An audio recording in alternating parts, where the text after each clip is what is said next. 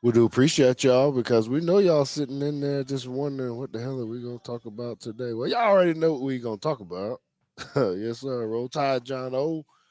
Glad to see you here. So I'm still sitting at the lantern, right? I want to go ahead and say this first. This will be the last time, JT, that I'm going to be out in the lantern um, until next football season. So let me make sure I turn these speakers up so everyone can hear. My bad. So this will be the last time that we're out at the lantern until next year.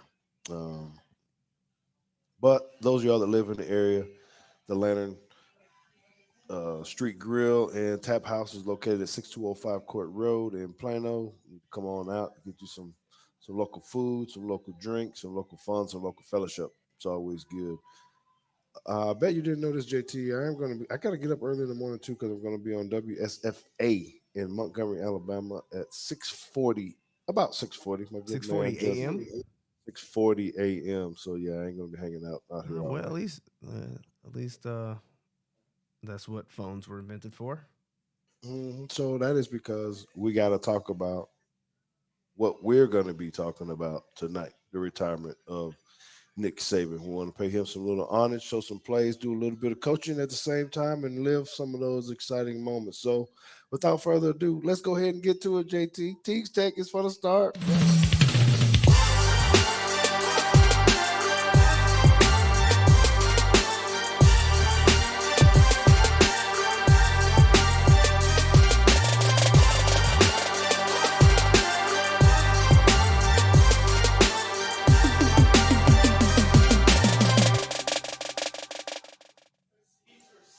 Okay, well, I'm back.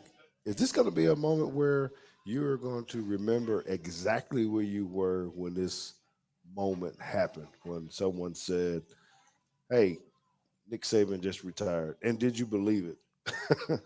Right? I know where I'm gonna remember it forever just because it hits us like that. And a lot of times we get hit with things in our lives that are real close to us or real close to someone else that we know. And this is one of those moments that I think everybody's always going to remember when they first heard about this. Good thing is, our university, a lot of universities can get through things like this. So we're going to spend a little bit of time trying to give you some opinions on who we might be thinking they're going to come in, when they're going to be coming in, and why perhaps we think that maybe he is actually retiring. So I want to bring in my good buddy, my good friend, my good son. Name's JT. He's my good son now because he got a haircut. I got to throw it in, man. It's like every 30 days. Nah, I don't even think you do it once a month for getting your hair cut. Uh, I'm trying to be better, but it's like it's probably once every 6 weeks. All right. Now I'm going to go ahead and apologize for my cough just because I got some old chest stuff in here. Probably got it from my grandson or something. Who knows? Uh, but you know what, JT? What were you actually doing when you heard this breakout? Um, well, today is just it's been a day. This is a day I was supposed to work, but woke up this morning about 6 o'clock to two text messages. The kids' daycare was closed today um, Hmm. because of a water water main broke, so they weren't It ain't able even to. freezing yet. I know, but they weren't able to flush any toilets or have any running water, so kids couldn't come in today. So Emily goes to work, and I stayed here with the kids. And then Carson Collins actually texted me. He texted me twice. He sent me a link, and then the next one said, "Holy shit!" And at first, I kind of just put it down. I was like, "I'm," because what I was actually doing was cleaning the kitchen because the house was just a wreck from the two toddlers running around. I was trying to Hmm. put stuff away, and then I got another text in the group chat with Nick Shealy, and then I was like, and then I got another text from Darian. And I was all right, my phone's blowing up. Like something has just happened. And then I saw the tweet that from On Three, and at first I was like, nah, Thought I'm fake not. news. Thought Yeah, I fake was like, news. man, I don't know about this yet. Maybe, and then it kind of set in. I was like, well, maybe it's he's retiring at the end of next season, like not today, surely not today. Um, and then just all the different group chats that we were in started posting things from various sources. So Athletic, On Three, ESPN, Bleacher Report, and I think that it was. I texted Emily and just said I'm unequipped with. I don't feel equipped to deal with this news right now. I don't I don't know what to do with myself. So Well, yeah, and so for me, I was actually on the final drive, actually talking to Nick Wiggins and Corey LeBounty at his 105.5 WNSP in Mobile, Alabama, and we were talking about the Cowboys actually and the Packers game. And Nick Wiggins chimes in and says, "Breaking news: Nick Saban's retired." And we kind of chuckled like, whatever, fake news, this kind of stuff. And then he said, "No, I'm for real. It's out." And then we started looking at it. It kind of messed up the radio show a little bit because we all started getting on the internet and doing everything else. And lo and oh behold, yeah. Well, that's when I uh, texted you and I was like, "Well, it sounds like we're gonna have to scrap the show that we had today." yes. And so we were gonna do a recap of the Natty and see how that kind of, how we could have fared in that one way or another against Michigan and or Washington. Maybe we'll have to do that on a private little segment later. Um, and also, we had a special guest, and we do want to thank him for pushing it back, knowing that we need to be able to talk um, about this because there's so much to it, right, JT? So I think the first part that I want to talk about is how does something like this affect the players, the current players right now? They come in. There's so many different facets we can go. So I'll just leave it big like that before we squeeze down. Okay, what does that mean for people that thought they want to get drafted or getting into the portal?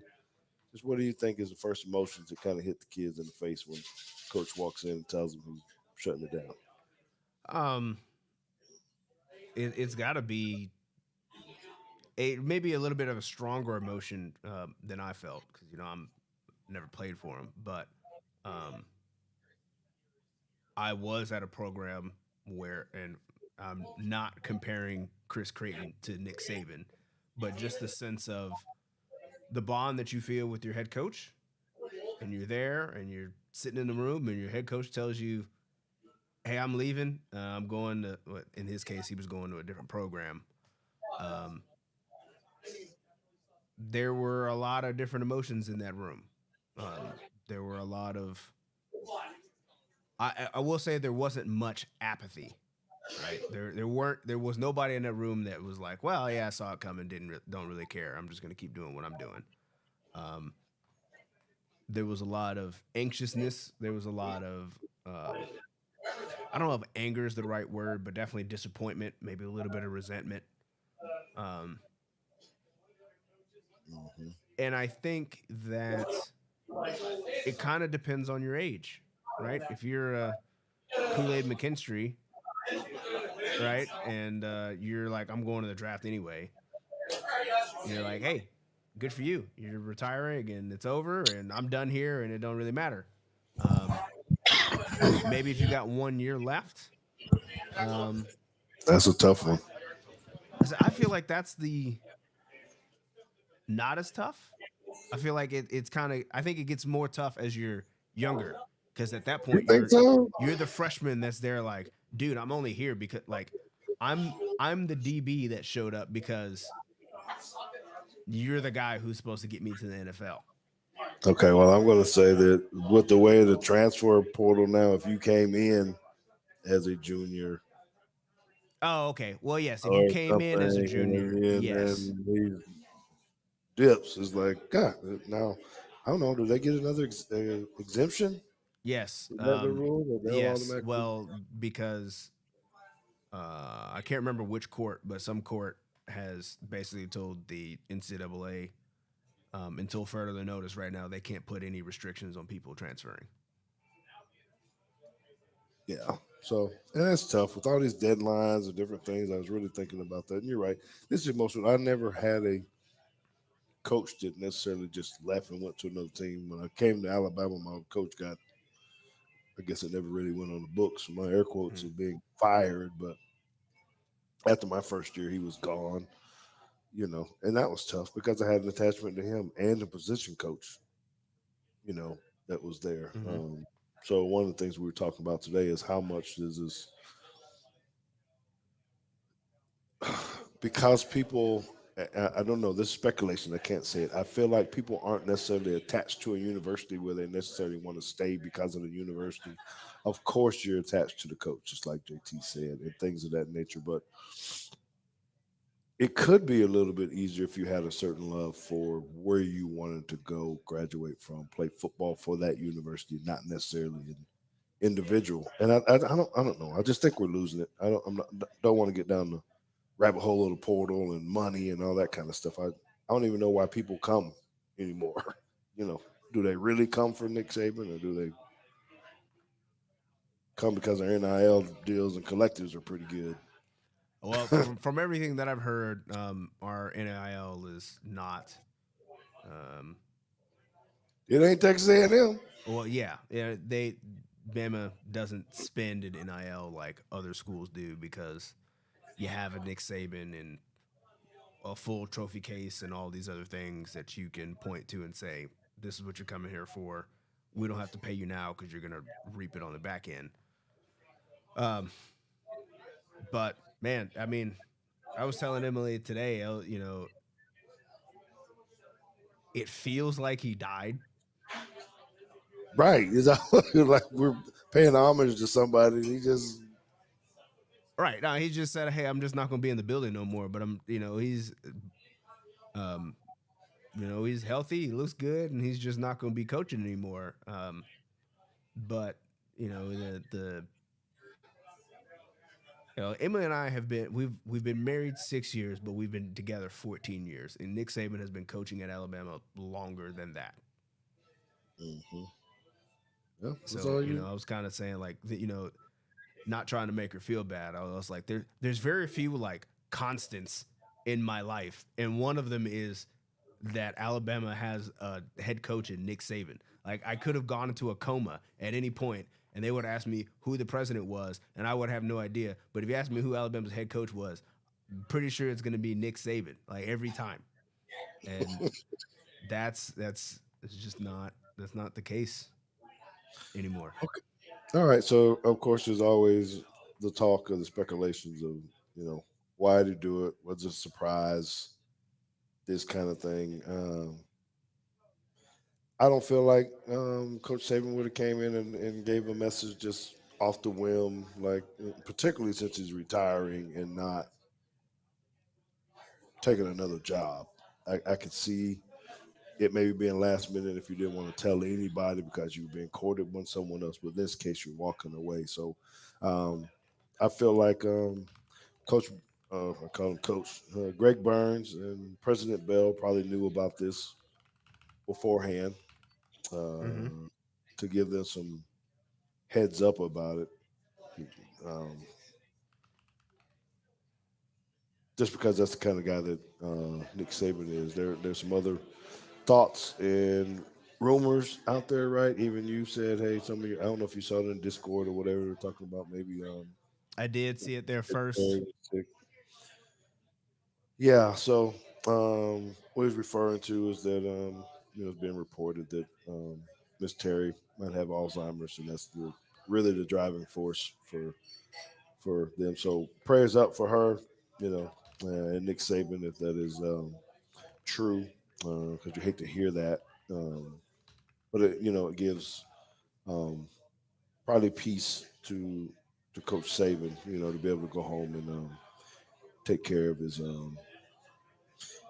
his wife. We have heard from some other good, reliable um, sources, people, to say that there is some truth to that. I don't know if he'll talk about that. Has he actually done a press conference yet? You No, know, no, he yeah. hasn't. So I don't know if he'll bring that up if it is true um, or whatnot. So uh,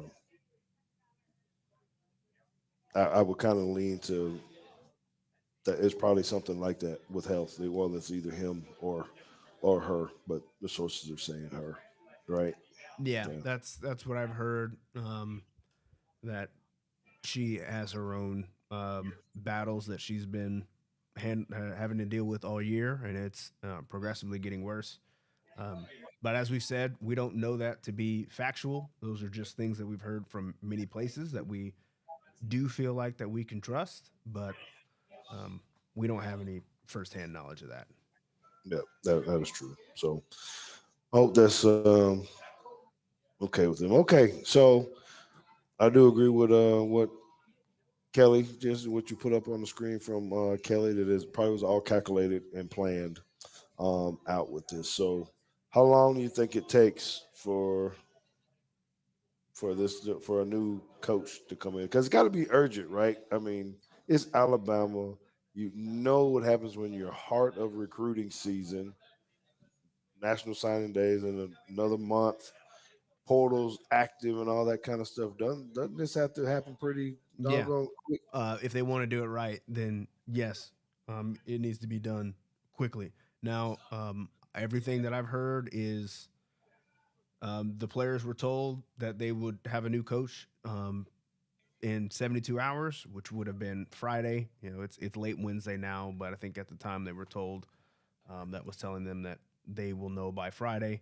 I've also heard that the new coach is already in Tuscaloosa. I don't know if that's true or not, um, but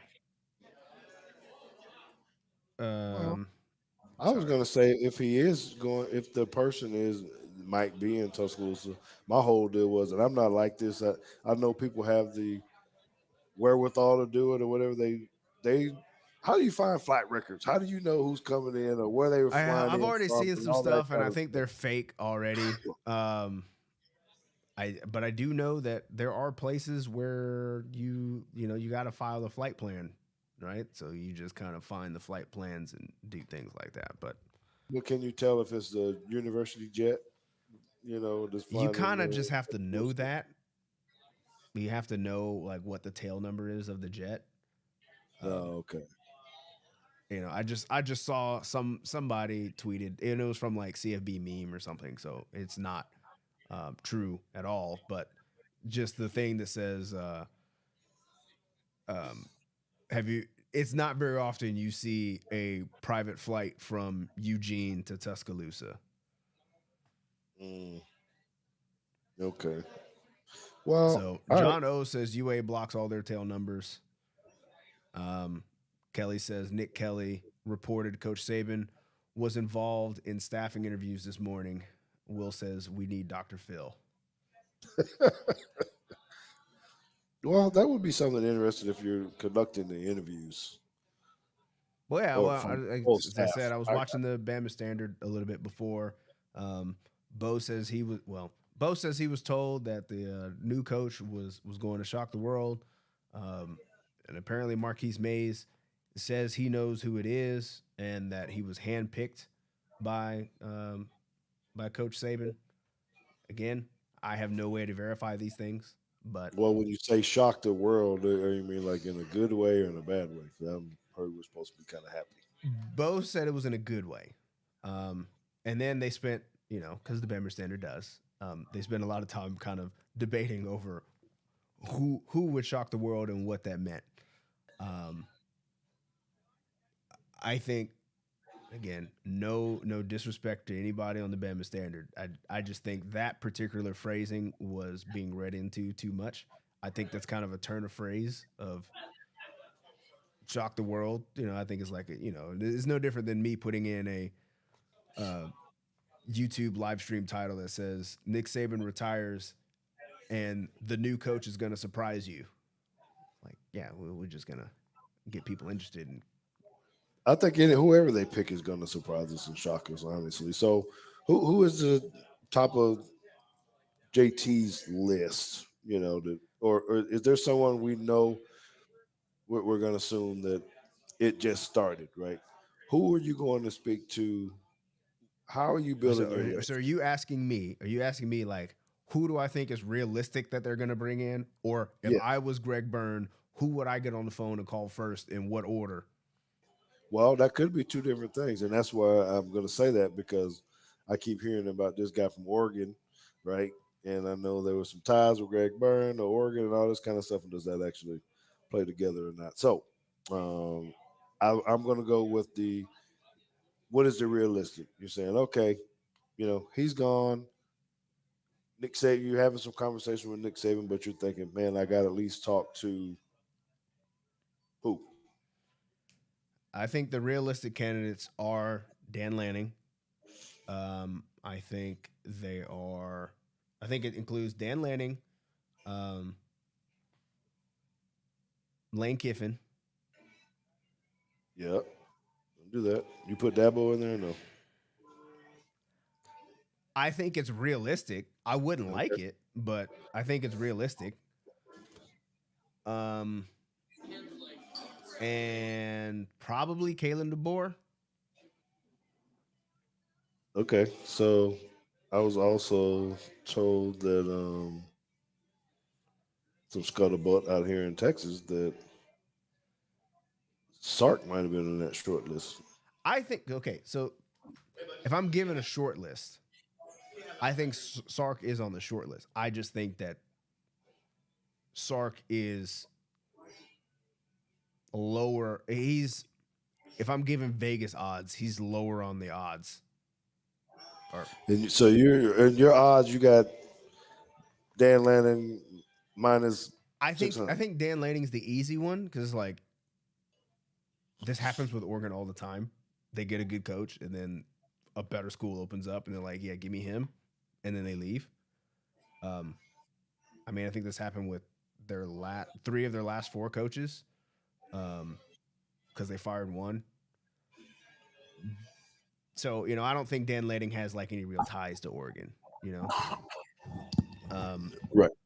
so as Will said, Sark will be a home run, but he's kind of set, and that's kind of the I think that's the problem with Sark is that he's at a place where most people don't leave.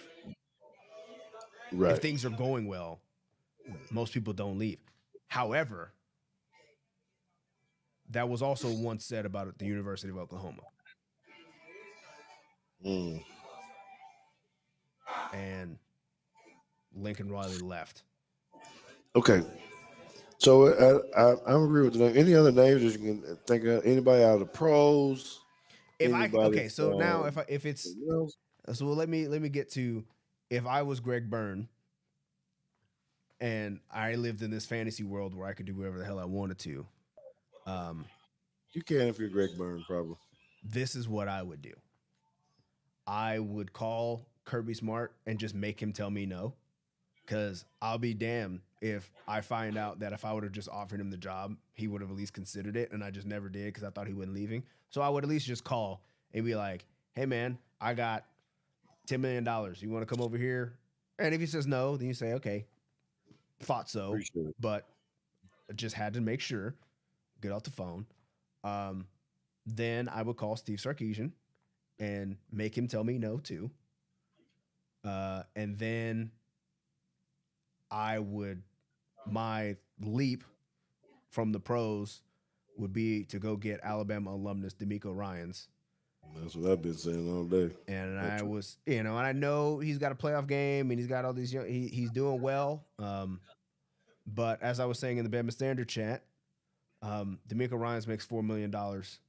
Kirk Ferentz, the University of Iowa's head coach, today does a whole lot less and makes 5.6 million. I think he might be up to 7 million right now.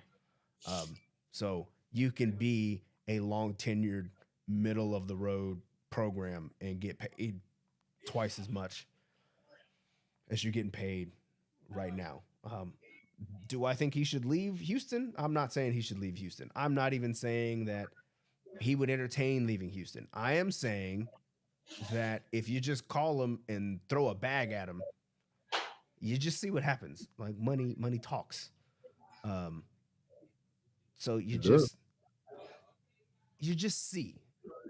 Then after that, If all that falls through, then you call up Lane Kiffin and Dan Lanning and Glenn Schumann, I guess, and So Kalen the DeBoer. I think D'Amico would be your surprise or shocker or whatever you said they said on the Bama standard. Yeah, well, see, I and think that to that me would be it would that would. be. I just he's in the playoffs. Like it'd be different if he missed the playoff. Like his season's not over. So how do you make this happen behind the scenes? Well, do they actually have to get permission to speak to a pro coach? I if you're a You college, I always don't hear think that. so. I think you have to get permission once you're if you're another NFL team, Pro, okay. pro to pro you do, but That's kind of a loophole, isn't it? Ugh. I mean because look, that Saban came from the Dolphins, right? So I mean, I guess the Dolphins weren't in the playoffs, but hey, I don't know. I feel like that would be really cool to see. Um, I just I feel like we'd be holding our breath for that one. That really would shock me. Well, yeah. Well, it's the type of person that you have. Now that we've got into this mold of what the coaches, what we want our coach to look like, and I would say majority of our fans want a hard nosed. Uh, Um, Real quick, the Inquisitive Prince asked, "Do we think Coach Nick Saban had a problem with connecting with players?" Absolutely not. I don't think he had any problem whatsoever. Heck, no, he didn't. How many times you see him out on his boat, and in his car, and I at his know, house? and at his house, No, no, I don't think so. And dancing and doing all the other kind of stuff at 70 years old. So no, I don't think so. I would say if if if it was just not a case about some type of health, the only other thing I would go to is just because of the way the game has changed. mm-hmm. Not X's and O's. I'm talking about portal recruiting, money. I could see a bunch of us old school coaches going, man, I ain't really cut out for this part. You got to think about how many guys are leaving, moving around, even in the pros. People are starting to get pushed, and I think it's because of age, and probably some of it is hey, just not adapting to the times. Um, I don't Well, think Nick was speaking like of that. not adapting to the times, um, throw this comment up here because I absolutely agree. Uh, that's one of them. I think he has to. There's no way he's going to have to change. I mean, you can just look at how he's played over the last 2 years with his model. Mm-hmm. I think his wife or his best friend, Lemansky Hall, somebody. Maybe I need to call him and just say, "Hey, bro, not come to Alabama, but you better start embracing this if you're gonna stay competitive, because you're gonna get." I know you may think you're a genius at just getting all the high school kids. Nick Saban has done a tremendous job of it, right? He ain't Nick Saban, but you're gonna have to dip down in that thing somehow if you're gonna compete with Mm-hmm. teams that have 26-year-olds that are all fast and experienced. I don't know that you can take a bunch of young freshmen all the time or sophomores and beat people. Um, so I don't know, man. I think naming the names. I think you're on point. I don't know who it would be. I'd want to talk to all of them. I think they're all good candidates. I wonder how much what you got to give or what you got to sell to try to follow behind Nick Saban. Though that's just doesn't matter who you are. That is a tall challenge. It is a tall task, but don't you think like for some of these coaches, for some of these head coaches, like some of them have that kind of hubris. I'm sure there are many head coaches today that wake up every morning and believe and swear to you that they're a better coach than Nick Saban is. They can do that. Yeah. Well, uh, yeah, I agree. I just think me personally, I would be afraid just from the sense of what we started out with. How many people are going to get in the portal? What is it going to be? How much of a remake are you really going to have to do? What is this really going to look like in 72 hours? Someone's already jumped in the portal since announcement today.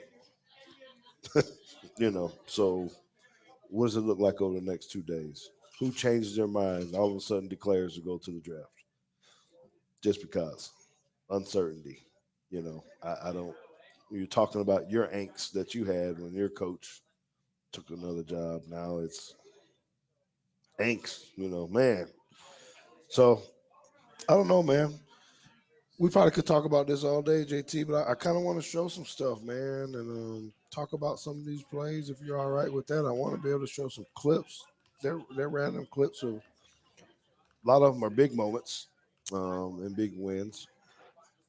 Hold Uh, on. I want to address Stephen Burton here. He says, how does a coach look at the rosters and not say, oh, yes, I'll take that portal to close? That's incorrect. The portal is not closed for Alabama. It's closed for everybody else. Once you have a head coaching change, your portal opens for 30 days. So everybody on that roster has now until February 10th to get into the portal. yeah, that's crucial. Now, My heart goes out to the guys that just signed. mhm. Like you were alluding to that coming down. That hey, I just did an early signing in December, and now and I've already enrolled in school. Yeah, yeah. Well, the other thing, the other thing to know is also if your coach comes from another school, um, their portal is also open for 30 days. Um, so you could be like Dion and bring Take your everybody. own Louis and take Hate your that. roster with you if you got problems, I guess. I hate that too, though. I guess it's just part of the rules. So just follow the coach rule thing is Yeah, I'm always thinking about this. We talk about the kids jumping in the portal, and the thing um, that always keeps coming back to my mind is don't hate the player, hate the game. The we spend a lot of time talking about how the mindset of the kids have changed and hopping in the portal, um, but really think at the end of the day, we can't be mad at them for taking advantage of the landscape that they live in. nope. The landscape's got to change if you want things to be different. You can't change the mindset of the the players. You have to change the Yeah, landscape of what the system allows you to do. that's right. That's right. And it ain't going back. So we might as well deal with it. It is what it is. And Bama's going to be through this. I do agree with JT. I think we'll have a fast kind of announcement on who it is, just because they do have to preserve what recruiting is going to look like, what this portal's like. How we stand and want to do, and want to do right by those young men that are at the university and need to make a decision on what they want to do. And hopefully, it is someone who can come in and uh, keep them. If Nick Saban hadn't already told him, you're gonna want to be here. Who knows? He may give him a little nugget. Yeah, Um, well, who do you think it is? You didn't tell me. You had me answer the question, but who I think? Um, who do you think it is, and who would you tap to be? well, the names I started out with D'Amico Ryan's today. I just felt like that was the thing we should do. Just try to make it Uh, happen. that was right when people were like, "What, D'Amico?" I was like, "Yeah, D'Amico." The natural piece, and then it was Lane Kiffin. I think he has a. So you would rather Lane Kiffin over Steve Sarkeesian?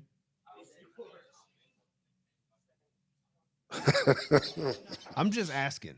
There's no Yeah, judgment here. I'm just asking. yeah, no, I No, because unless you can change my mind on what kind of defense Lane Kiffin has been able to accomplish over all of his years at as many different stops. Seems like a great offensive mind, but I don't know that he's even hired the right person to have a defense that seemed to be well enough to at least stop the run. But I don't know. I didn't study any of that. I don't know how he ranks when it comes to head coaching jobs and where his defense is. Craig Young says, "How about Bill?" And in that case, he's talking about Bill Belichick. I think that's a terrible idea. Yeah, he don't even talk enough. He's not even that type of. I don't think he fits. I, look, And he's all old. due respect to Bill Belichick as a coach, but as an evaluator of talent, I have huge questions. Huge questions. Okay. I mean that's fair. I mean he's always going to just be associated with Tom Brady anyway. He's already taken his Well, lumps. yeah. His Well, son. and it doesn't help how they've looked after Tom Brady. Right. Right. So I don't know, man. All right, so let's talk about a few of these players, JT, because we need to coach up some. So, folks, so this is going to be the second half of the show. We can split it up this time for us, big Yeah, fella. You know there we what I'm go. saying? So, we do appreciate you guys listening to this part. Stay with us though, particularly if you're in the live part, because we got some video to show you, some highlights, some plays. I should have wrote down which order they were in, but I think first play we want to talk about is second and 26. Oh, well, Or did you change the order? I we'll find out. I don't know what order they're in. Yeah, I'm pretty sure if it went in there, yeah, that is. I don't know if you can slide the Yeah, I camera gotta. I a have minute. to reformat here. Give me a second. We'll This is get. the Oh, part when that's you get me. to see his. Yeah, this is the part when you get to see his producer Yeah, skills. live production skills as I'm. Hmm. Look at that. I Oh, don't know if the audio probably won't be in there. It might not well, that's fit. Just fine. The the way audio I not cut it, being in there is better for us anyway. I cut some of the things off of the screen, so that's probably why it didn't fit the way that it Oh, is. Just that's trying to okay. help with the thing. So, all right. So this was the clip that we want to talk about. So we're actually going to talk about the play. Everybody knows what this is, right? Second 26, national championship against Georgia. It was funny to listen to some of the commentating too, because if you look at this safety directly in front of, yes, so he's trying to give a hide or disguise, right, JT? He's trying Mm-hmm. to show that he's going to go to the middle, and then he's going to do what a lot of us teach: run to 2, 3 yards outside the hash. But then something critical happens, right? So yeah, go ahead and hit. There he goes. Now he's back. Tua does a tremendous job of looking right. So look at the safety now where he's starting to go. He's making a cardinal sin, right? Yep, he's starting to lean. He's starting to lean, and now he looks back. The corner was playing in the flat. Man, absolute rocket. That's those are little bitty things that we talk about with quarterbacks, how they can manipulate the defense just with their eyes. So, how hard do you think that is as a? Yeah, I mean, you played the secondary um, to actually be really, really focused to say, "I'm not gonna go. I know he's staying over there. I'm No, not no, no. gonna go. I'll tell Not you gonna exactly what a safety is going through, especially when it's like, all right, you're. This is the second half of the game. You just got a sack. You know this kid's a freshman, and you're the senior safety out here. You're like, yeah, he's playing games. I'm playing games too. He ain't. If he would, because in his mind, he's like, if he was that good, he'd just been starting all year, right? Um, go." and you always have that confidence that it's like, if he throws this ball, it's gonna have to be a three ball. It's going high. It's gonna have to drop in there. I'm gonna have time to get to the numbers. Um, but what he didn't know, because at this if you hadn't watched too much of Tua, what you didn't know is that Tua has no conscience. He has no fear of making a mistake, which is why he took the sack in the first place. Uh, it's just not. It's not there for him. So when stuff like this happens, you see he's looking right. It's late in the game. You know he's inexperienced. You start to lean a little bit, and then he whips his head and just puts it on a line, and you leave your corner out to dry. That's it's a great ball by Tua, but 24 has got to do better. Well, and Well, you know because I mean, what? and everything tells him that he needs to stay out here. Because look at 82. Yeah, and he's His starting to come over to the other yeah, side. his I don't remember if there's trips on this side. It must be because Devontae is a single receiver on the left. Hmm. So your next threat is literally running you to that side of the field. You should be working that way, but you're too late. Well, the only thing I can say about this from a player's perspective is these are ones you hate to be that guy because you're going to be remembered for the wrong thing, like Mm-hmm.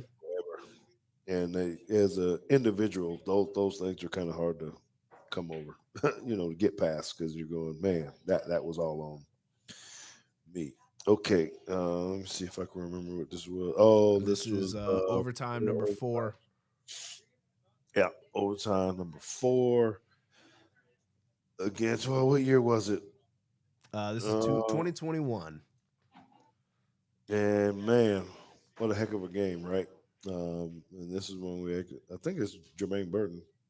Mm-mm. John Mechie, John mentioned this right because he does a little um Crimson Crane, Karate thing. That's Kid. right.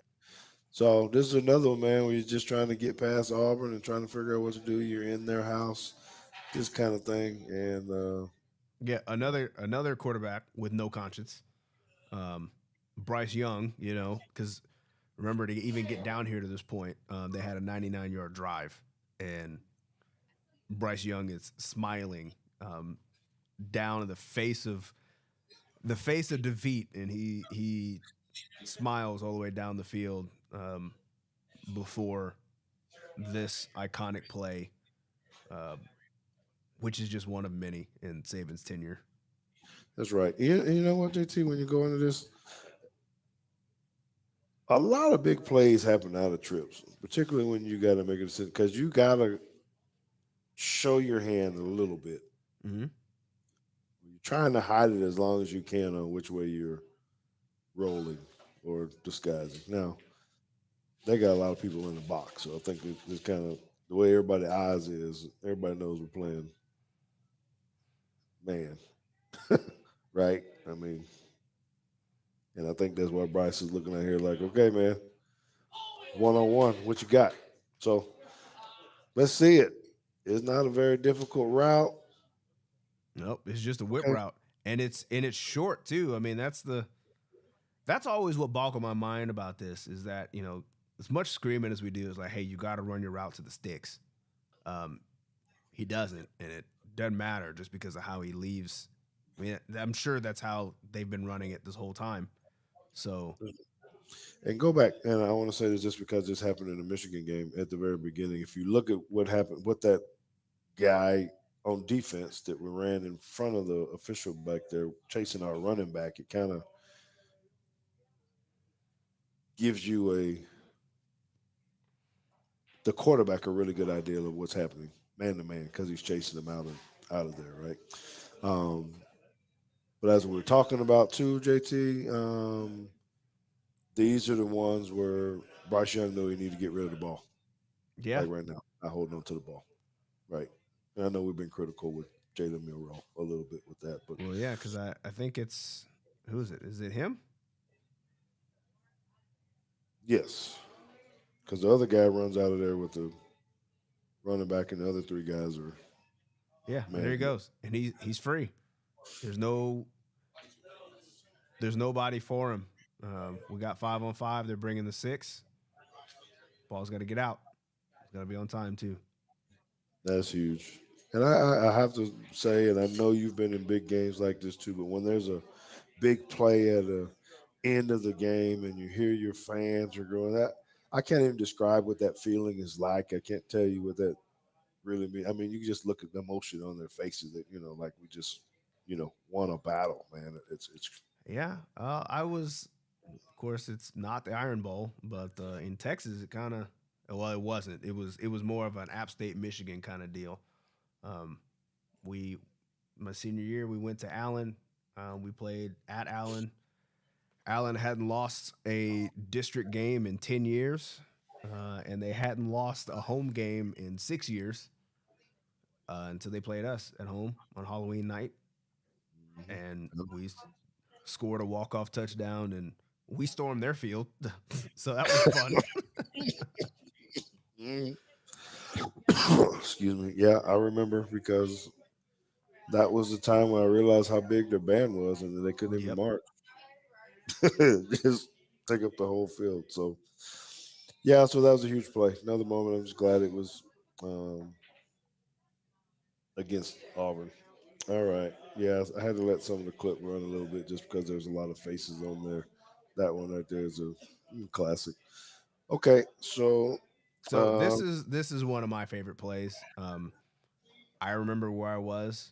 Well, I remember where I was for um, the last play too, but this one in particular, I remember being in my apartment in college, sitting on my little beanbag chair in my room, um, and I'm pretty sure I was on FaceTime with Emily while we were watching the game together. She was down there mm, watching it on TV, and I was in Iowa. So I remember this one.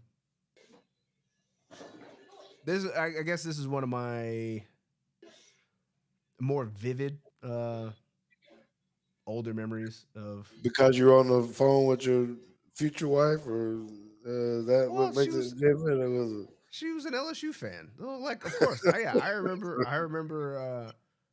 I remember Trent Richardson scoring the touchdown in the national championship game. I remember this one. Um, there's quite a few. All right. Well, tell us about this one then. So Yeah. minute Yeah. left. Um, Alabama's down 3 points, and they've got about what's this? This is 28 yards to go. This was it's you're Hold on. nervous. Can I interrupt just for Yeah. a second, just because it aggravates me? Do you like these numbers on here with every 5 yards and No, stuff? Or I don't. because it just bothers me. I get it. It's It's unique. It's different, but it's it just is like different, but it's so cluttered. Like they even have the G and the 5 down there too. It's such an issue to me. And the problem is the thing that makes me even more upset is that Emily doesn't even like notice. that's funny. Well, okay. All right. So I'm sorry to interrupt. Go ahead. So we got a 2x2 set. Looks like they're bringing the heat, and they do, which is great. I mean, so play call doesn't get better than this, right? If you're gonna, how many are you bringing here? 7. One, Yeah. two, three, four, five, six, 7. Yep. So if you're gonna bring 7, you only got 4 to defend, and one dude, Somebody don't peel. right? If you're not gonna peel with the back, which is not great. So 28. Well, I gotta give Yeldon his props here because he sets up as a pass block. He does Like he's exactly what he gonna needs to block. do. Yep. Gets him in a Yep. rush move, slips out underneath, and then just Mm, makes a dude's ankle's probably still sitting here at the 15. nice cut. So go back. Let's talk about. I mean, it's an awesome play. 46. All right. So did he drop out? How did he get out there? 46. Maybe he was up in. He's Who up are you in the talking mode. about? Just here. From LSU. Oh yeah, Yeah. they did drop out. They did. Well, I think they red screen. Yeah. So he's coming, and I guess my coaching point wants to be is we're always talking about do you go under the block or over the block. He decided to go Yeah, the wrong direction. under, right, and maybe just thought that he could get there. He almost did, but not so. And then the other guy, one of the things that you work on, and right here is he's not even in a good spot to be able to take a cutback. He's not on his inside hip, near hip. Yeah. Not So sure how what do you you? teach that now. Yeah. It's just- Track the near hip. Yep. You have to, as Coach Shealy would say, widen and quicken. So he's talking about your feet, track the near hip, widen and quicken. He used to say drop the anchor, but then people would stop. So Stop. And people used to say break down, and nobody knew what break down meant. You got to break down and buzz your feet, but that right. don't work no So more. our terminology is widen your feet, quicken your feet, shorter choppy steps, and then eyes through the thighs, Hmm. wrap and roll. None of that happened right here. This was not tracking the near hip. Not He's at all. he's at the angle to hit the far hip. Not great because that allows this. Um, so I mean, if you don't do step one, you can't do step two and three. So now feet are It's too not a, close. yeah, it's not a You're good on the picture. wrong side. You're reaching, and it. Thank God, Mister Go 30 wasn't around when this game was played. He's hilarious, by the way. Yeah, Coach 30 would have had something to say about that. I have to give the other guy the props for chasing. I don't know who he was. He was chasing him, a defensive end or somebody. He had some pretty good speed. I love that picture right there. Saying, "Hey, give me the ring, give me the ring." You're probably gonna have to go back out and cover some of this stuff up. I don't know how that's gonna work. We're gonna get flagged. Ah, it's It fine. I'll, happens, right? yeah, we'll cut it if I need to. Okay, so we put this one here not necessarily because of significance of the play, just Yes, this was um one of. And did you happen? I didn't hadn't seen it yet, but did you happen to get the end zone angle? that end zone angle does come up after the Okay, because after the this shooting. is one of the biggest holes I think I have ever seen. Yeah, And when and you it get, doesn't I look mean, like it on the big copy, but when you show it from behind, you can see how big it is. It's crazy. I think I could have run for a touchdown. All right, so what kind of play we got going here? Go back first.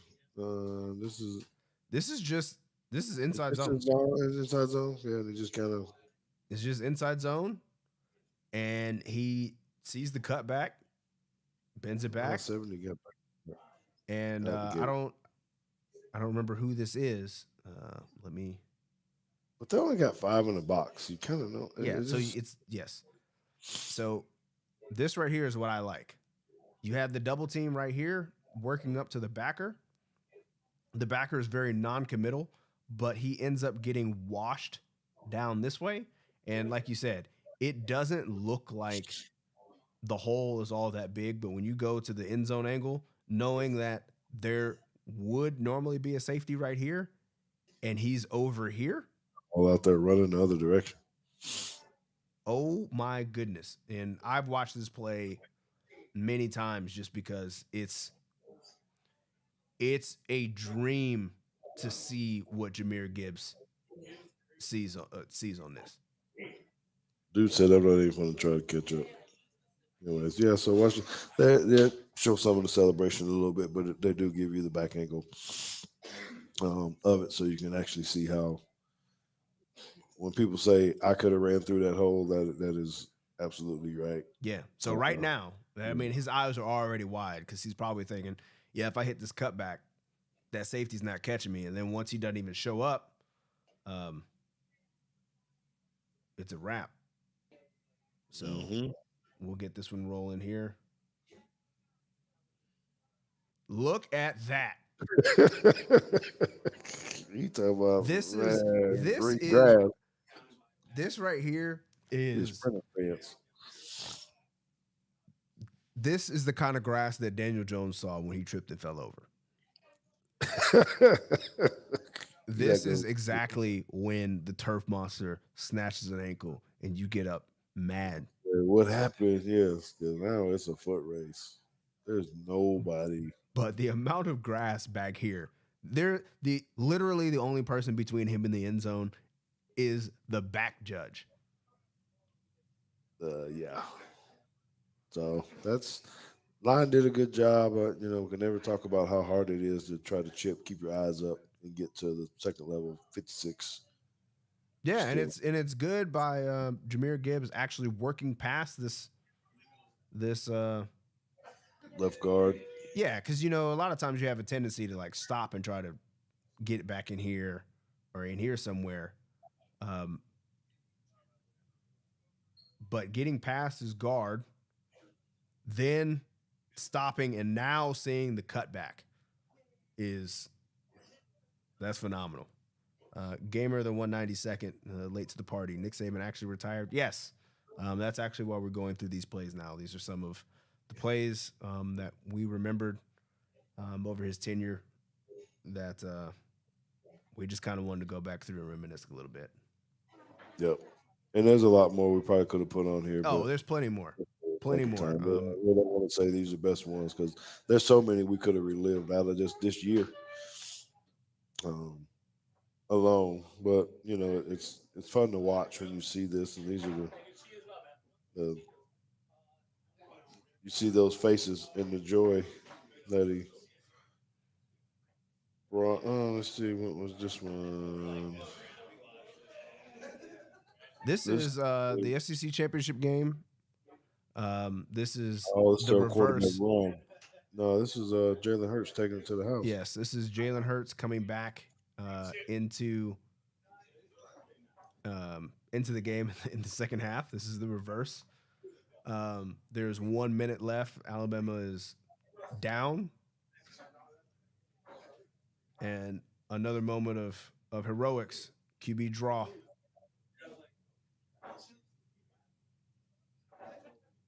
Man, it just you talking about a big play and this way it's designed. You go back if you look at the center again.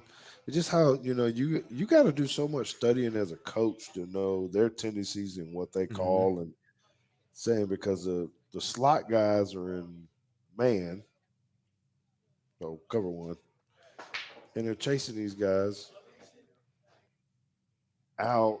Yeah, and the only Even person that realizes it is that guy. yeah, and The it's safety is the only way one that, but he's 15 yards away, and it's first and uh, 10, and there's only 16 yards to go. I mean, they gave great pass drops though. I mean, they didn't Mm-hmm. even like try to throw anybody. They just took big sets and he went. So how about this tandem, man, of just having those guys right behind each other with each other. Um, and as JT talked about, that could be a they want to shock somebody, go get him too. But I didn't really necessarily think about that, but I'd reach. I'm an athletic director, and I know I got to go steal some folks. Now, this was unbelievable, man. Watching this and seeing this uh, at this game, man, it was just the kahunas you got to have. I guess there's just so much film that you know how they're going to line up and what you can do to try to exploit somebody, particularly when you're doing onside kicks. I don't even remember what quarter it is. Uh,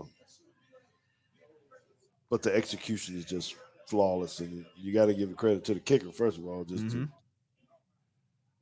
lay this thing up there. And I think part of my favorite part of this clip is, yes, the excitement, but it's a little bit later. I don't know if you did you cut it. It's when Dabo, well, Well, I this love is my this favorite. smile there when The he the gets in the meme, grin. the meme right here. Yes, Yeah, this is one of my and, favorite Saban moments. Right there is that if you grin. can get it when he smile, yeah. Oh, yeah. It's like, he want to chest bump him, but he can't because if he knock him down, you see him jump. Yeah, That that right is. there. That's it. That's right. That's good. Let me screenshot that one somehow. Let me post it.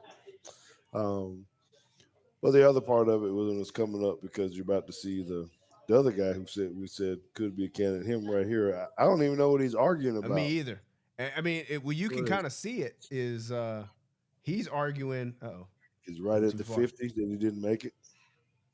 Well, no, I'm saying like right. So here, Dabo is standing right here. and you can if you just keep your eyes on him, he's already arguing right now. He didn't cross. He knew he got. I mean that's it is amazing. It's amazing just when you can put that much work and effort in. You know it's hard to be a coach at any level, but particularly at this when you're doing it. You know you're making a lot of money. Uh, there's so much more involved in it. It's crazy. Okay, so Now, this one was actually probably my first like my first memory of Alabama. Just no, okay, second actual memory because the first one was that the Cotton Bowl first block kick. in this game. Oh, I thought you were about to say the No, first block that they actually had in this game. no, the Cotton Bowl. Actually, this T-shirt or this sweatshirt that I'm wearing this Okay. game, that field goal, and then the Independence Bowl that you took us to. I think you took me and Nathan to in Shreveport when they played Oklahoma State. They lost that game. Yep. Um, Yep. I don't remember much about the game. I remember they lost. Um, Yeah, that was a bad one. but man, But I need to scoot this over because our faces are in the way. yeah, well, you know, these are critical that you really got to work on these, right? On how to actually block a field goal. And they've already had one or I think he missed one, and had also blocked one earlier in the game. So you know, you're teaching guys to kind of get through gaps, um, your edge. So you're teaching linemen to you got to have a little clock in their head, right? Push, push, push, hands up. I don't know if you can highlight the guy. Uh, I guess he would be, yep, right there. That actually ends up making the Yep, block. Terrence Cody. So you got to watch him and see how he, what do they say? Get skinny, even though he didn't get skinny. Nah, I think And he just ran through this dude. Move. yeah, just and now you know it's an awesome play, right? But the kicker got to do a better job too of getting the ball up in the air, right? But you got an Hmm. all-out blitz or an all-out rush. I mean, you look at the guys off the edge.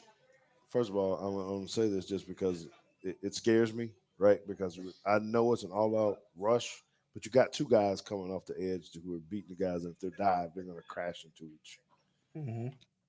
each other. So I don't recommend that. Coach is that. Yeah, I know you want to try to get there and try to get everybody going, but when you send two guys off the edge, that's very dangerous. You see him laying on the ground, he's hurt. You know, Yep. uh, Well, can't even really celebrate. so there's a couple of things that I also want to point out because this I have to always remind myself that this game is in the past. It's already happened. So like these things the things that could have gone wrong, um, and the things they could have gotten called for didn't, and it's fine. But one, and I understand the excitement, but And took his helmet off. him taking his helmet off in the field while the play is still going could have cost them. Yeah, because they didn't go secure the ball. So And you're two, right. this ball went past the line of scrimmage. They did not need to go touch this. No, so I was going to talk about that rule because I'm sure people don't actually know because we actually got to work on this, and we worked on it a lot. And we worked on it in college, but we definitely worked in it in the pros all the time. What does that mean on a field goal when it's blocked? I don't know if you got an easy way to kind of describe on what it means when it falls behind the line of scrimmage as opposed to when it falls on the defensive side of the ball. Yeah. So I have to remember all the little details, but the easy thing to remember is if it's on the offensive side, it's a fumble. If it's on the defensive side, it's It's a punt. dead. Yes, it's a Yeah, punt. no, it's a punt. Now, And that this being where guys said, get in trouble yeah, because that because they being might said, not know it's where the still ball is. well, but it's You need to down it because they could pick it up. Well, The no, they were offense down can't on pick it up. points, So but no, they can't that's pick it the up. B Jammin. He says uh, it was a penalty, but after the play, um, it wasn't after the play because, as It's we not dead said, yet. it went past the line. The play is not dead. It was a blocked kick. Needs to be down. Right. So it needs to be downed or the ball needs to stop rolling for a 2 count or a 1 count. So the offense can't pick it up, but the defense can absolutely pick this up and run it for a touchdown. Correct. If he didn't fall on it, he Right. If should he have didn't just picked it fall up on as it. he So went. if he would have started to pick it up and Cody's running down the field with his helmet off and the rest of the team is on the field, the clock. Well, Well, so again, be jamming. Think about this. Um, if it was a pass play and the clock expired, the play's still going, right? The play's not dead until the ball stops moving. the one of the good examples is what actually happened to Leon Lett with the Dallas Cowboys when the ball was blocked and he went Yep, down and and he he went down and actually scooped that tried to up. grab it, but he didn't. So it could have been a catastrophe, right? If he tried to fall on the ball and it bounced out, now it becomes live because the Tennessee guy could have actually picked it up. Yep. No, he still can. It would be a muff though, right? So he still can't advance it, and the clock would have ran out. But the point is, you got to be careful with, as he's basically saying, is we would say, Peter, Peter, Peter, Yep. get Leave it away from it. alone. Everybody Don't runs to the touch sideline. it. Yeah, don't touch it. Don't touch it.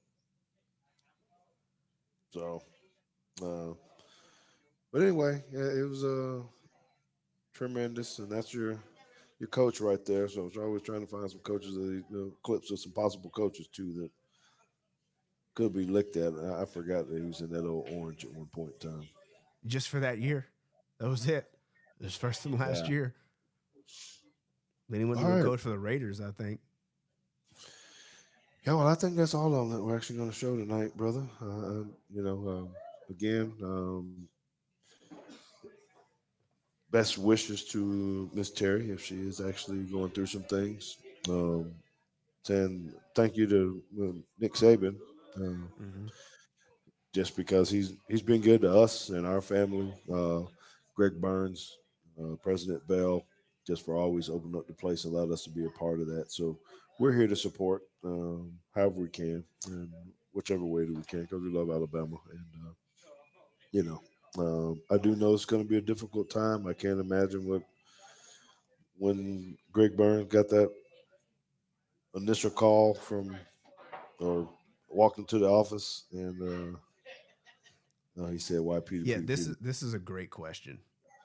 Um, I still don't know why they called it Peter, but I mean, you can tell them why we saying it instead of get away, get away, get away. oh, I mean, still, who is Peter? I mean, it could have been.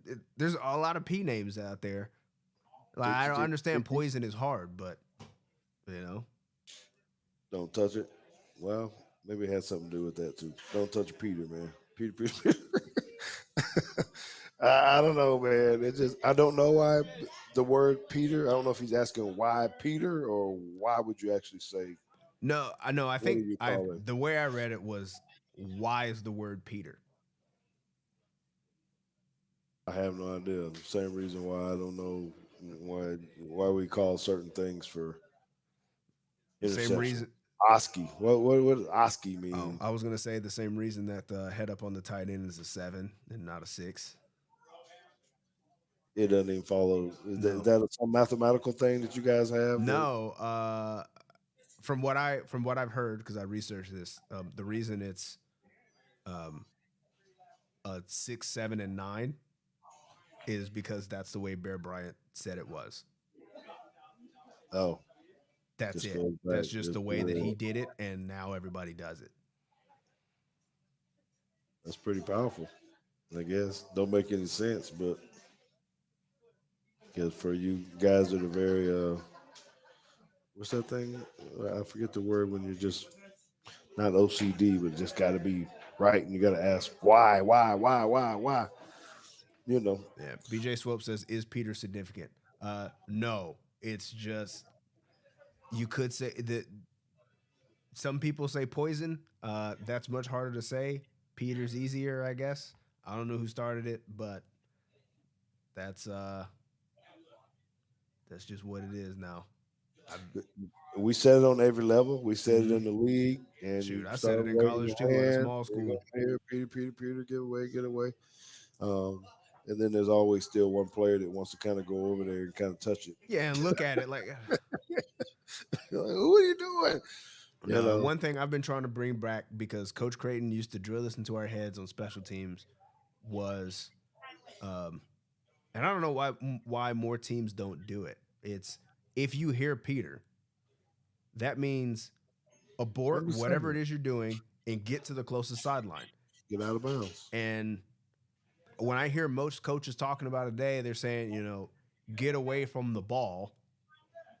But you can't see it sometimes. Right. So I was saying, just if you're blocking, stop blocking, even if it's the opponent's sideline. Run and stand out of bounds, and it's fine. But I mean, we see it all the time in college games. They're yelling and dude's still blocking, and then he Yeah, he's tries he coming. tries to get out of the way, but then he tries to like turn and find where the ball is so he can Then he move. gets hit. Yeah, that's stupid. No.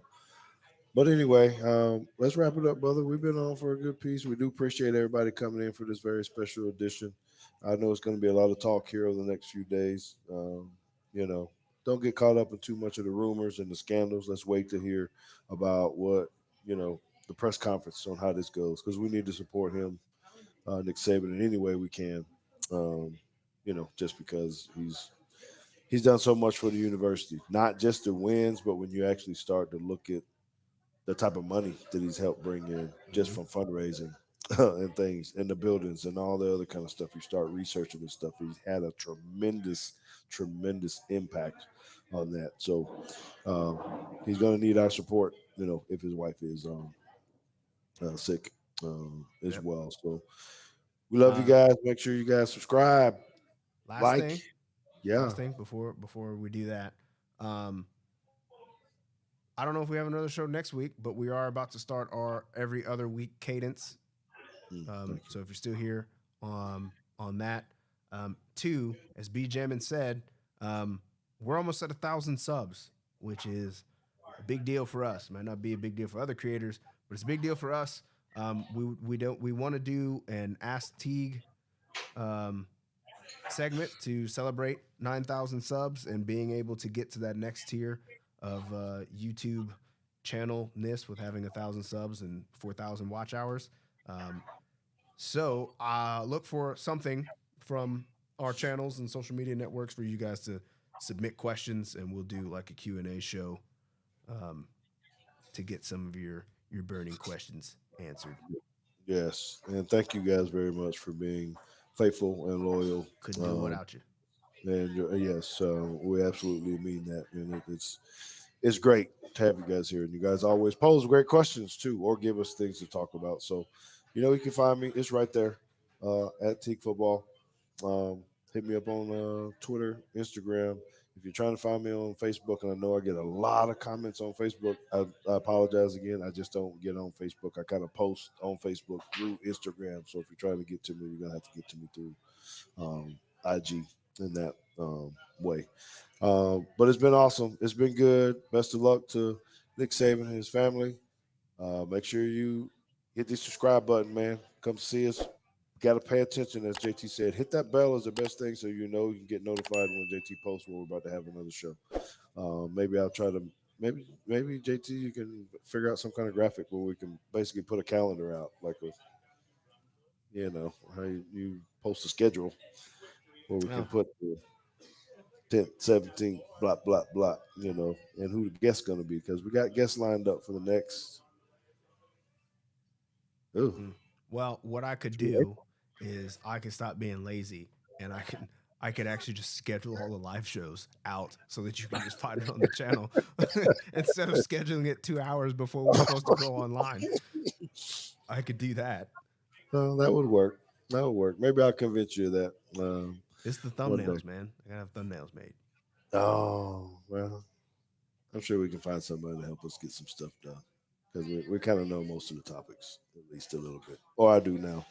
So this next piece, while you guys are listening to this, and maybe we need to try to make some kind of short of this, what we're going to be talking about is we're going to be breaking down film. Next piece I'm talking about when we go into the off season.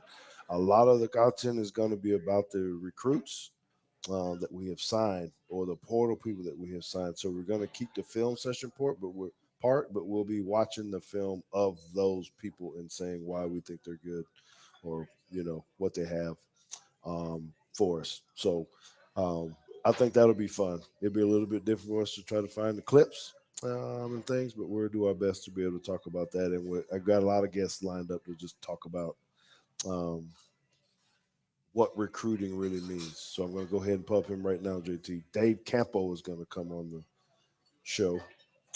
He was a pro coach. A lot of people know that, but he was in college for a very long time and actually coached in Miami with Jimmy Johnson and those guys. And then he went back after the pros and coached some college ball. So he really knows what coaches do in the offseason. How does that look? What are they doing for recruiting? How do they lift? What's really happening? I think that would be kind of interesting for you guys to hear about and learn about what really actually happens in the offseason now that we're here. Okay. So with that, man, it is 9:30 out here Central Time. We got another snowmageddon come, JT. Go get your wood now, man. Go get your wood. Don't wait till it's all gone and there's a Oh, I long got some. line I got out a whole there. tree. I got a whole tree this Okay. time. Okay. Well, make sure you get that done. And stay tuned, and we'll let you know if we're going to be on next week or in 2 weeks based upon what happened today. All right. Peace. See you later.